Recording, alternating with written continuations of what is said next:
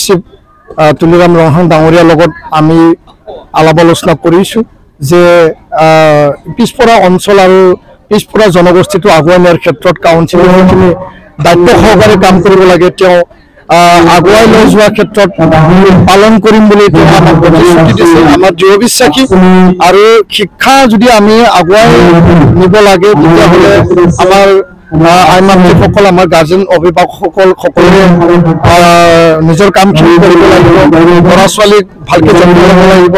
তেওঁলোকে কোনো কাৰণত যাতে শিক্ষা বাদ নিদিয়ে আধাতে, তাৰ কাৰণে ৰাষ্ট্ৰীয় শিক্ষা নীতিৰ আধাৰত বা মৌলিক অধিকাৰ হিচাপে আমি যিখিনি কৰিব লাগে ইয়াত পৰ্যাপ্ত পৰিমাণৰ শিক্ষক নিযুক্তি দিয়াৰ ক্ষেত্ৰতে হওক বা ভেঞ্চাৰ স্কুলসমূহ প্ৰাদেশিকৰণ কথাতে হওক, সকলো কাম যাতে আগুৱাই নিব পাৰোঁ তাৰ কাৰণে চৰকাৰে পদক্ষেপ ল'ব লাগিব। আমি এইটো দাবী জনাইছোঁ।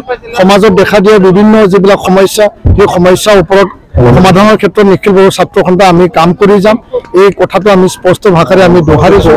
আৰু আগন্তুক দিনত কাৰ্বি আংলং যি কাউন্সিল এইটো অধিক শক্তিশালী আৰু অধিক উন্নত হওক তাকে আমি কামনা কৰিছোঁ। আৰু সমান্তৰালভাৱে বড়োসকলৰ যিখিনি ৰাজনীতিক আৰু যিখিনি সাংবিধানিক যি অধিকাৰ, সেই অধিকাৰৰ কথা আমি ভাতৃত্ববোধেৰে ভাই ককাইৰ মাজেৰে আমি সিজনে সিজনক একেলগে ইয়াত থাকি পেলাই আমি সমন্বয় গঢ়ি পেলাই মীমাংসা কৰি সমাধান কৰি সকলো জাতিক অধিকাৰ দিয়াৰ কাৰণে যিখিনি ব্যৱস্থা চৰকাৰে কৰিব লাগে এই ক্ষেত্ৰত গুৰুত্ব প্ৰদান কৰিব লাগে। আৰু বিটিআৰ শান্তি চুক্তিৰ মতে চুক্তিত লিপিবদ্ধ সকলো দফাবিলাক আখৰে আখৰে ৰূপায়ণ কৰাটো আমি কেন্দ্ৰীয় চৰকাৰ ৰাজ্য চৰকাৰক আমি আহ্বান জনাইছোঁ।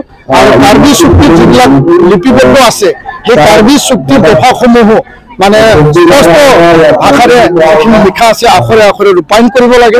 আৰু তেতিয়াহে ইয়াত কাৰ্বি ভূমিত আৰু বড়ো ভূমিত বা অসমত থকা কাৰ্বি আৰু বড়োসকল আগুৱাই নিয়াৰ ক্ষেত্ৰত যথেষ্ট আমি শক্তিশালী হ'ম, তাকে আমি আহ্বান জনাইছোঁ আৰু চৰকাৰক আমি দাবী জনাইছোঁ। ধন্যবাদ।